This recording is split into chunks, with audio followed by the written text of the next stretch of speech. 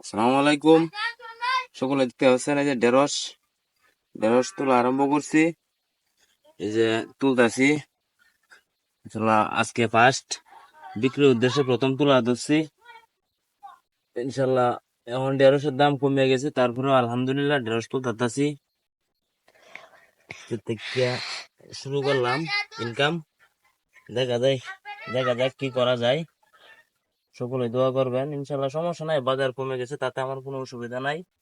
ওইগুলো আমি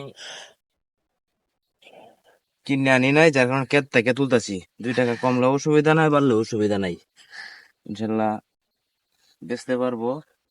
ঢেঁড়স ধরতেছে প্রত্যেক গাছে, ইনশাল্লাহ আশা করি পুরা ক্ষেত থেকে প্রত্যেক দিন আর সপ্তাহখানিক পর থেকে মনেকখানি করে তোলা যাইব, 20-25 কেজি মনেকখানি এরকম করে তোলা যাইব। এখনো তুলতাছি, আজকে কিছু বিক্রির উদ্দেশ্যে তুলতাছি। একটু 2-3 দিন পরে ঢেঁড়স তুললা খাইছি নিজে, এখন বিক্রির উদ্দেশ্যে তুলতাছি। আর ঢেঁড়স ভালো লাগে না, ঠিক আছে।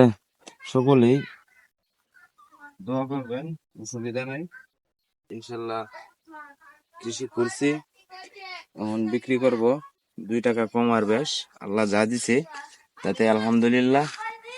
আর অবশ্যই সকলে আমার জন্য দোয়া করবেন, আল্লাহ যেন বেশি বেশি করে কৃষি করার মতন তৌফিক দেয়। ইনশাল্লাহ কৃষি কাজ করতে আমারও ভালো লাগে। আর কৃষি বিষয়ে কোনো পরামর্শ নিতে চাইলে অবশ্যই আমাকে নক দিবেন। আমার যতটুকু চেষ্টা করার আমি আপনাদেরকে সহযোগিতা করব বুদ্ধি পরামর্শ দেওয়ার জন্য।